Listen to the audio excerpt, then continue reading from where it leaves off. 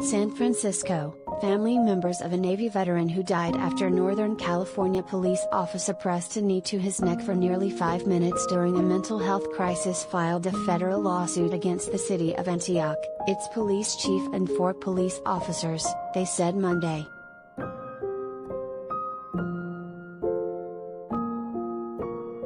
The lawsuit filed by Angelo Canto's mother and younger sister seeks unspecified monetary damages and alleges Antioch police officers used excessive force when restraining him. It names the city, Antioch Police Chief Tammany Brooks and officers James Perkinson, Arturo Becerra, Daniel Hopwood, and Nicholas Shipilov.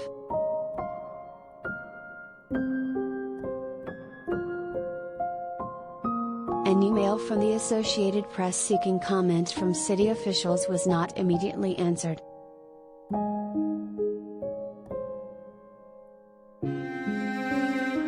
Canto's family called police on December 23 because the 30-year-old was going through a mental health crisis and needed help. A responding officer pressed a knee on Canto's neck for nearly 5 minutes while another officer restrained his legs, according to the complaint. Canto lost consciousness and was taken by ambulance to a hospital, where he died 3 days later.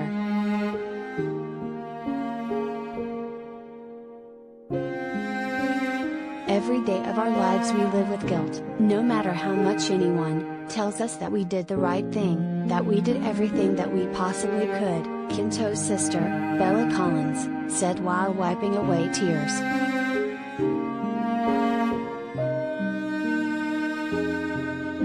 Canto's mother, Cassandra Canto Collins, was hugging her son and he was calm when officers arrived at their home in Antioch, 45 miles east of San Francisco, according to the lawsuit.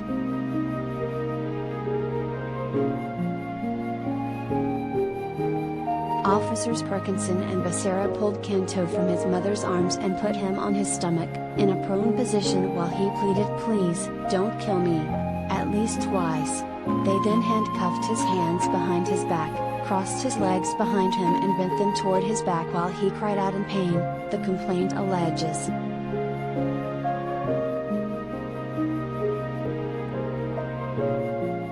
The officers then took turns placing their legs on the back of Canto's neck. A few minutes later, Hopwood and Shipilov arrived at the Canto's home and also helped restrain him even though he was not fighting them, according to the complaint.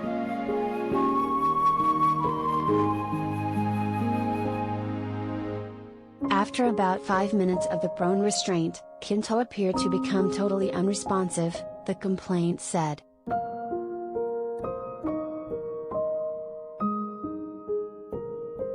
It is very much like George Floyd, and I hate to use that as an analogy, but the truth of the matter is, it was a lack of appreciation for what was going on, said John Boris, the family's attorney.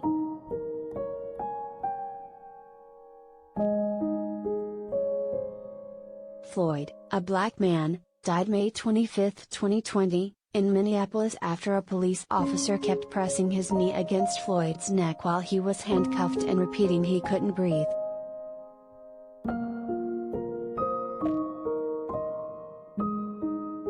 A video recorded by Canto Collins shows her son listless, with a bloodied face and his hands cuffed behind his back.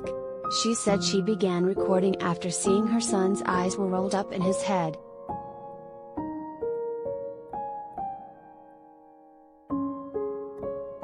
Antioch police officers were equipped with body-worn cameras just last month and were expected to soon get cameras installed in their patrols.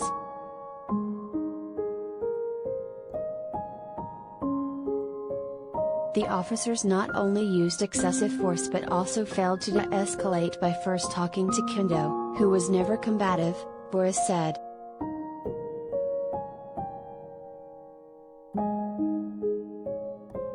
My office has been involved in many mental health cases down through the years, and in those cases, a little reassessment, a little de-escalation, reconsideration of where you are and who was involved really could have saved a person's life, he said.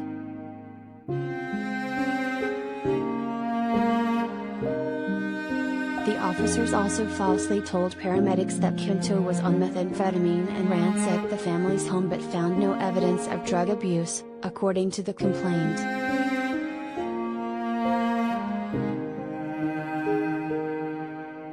Quinto, who was born in the Philippines, was honorably discharged from the Navy in 2019 because of a food allergy, according to his family.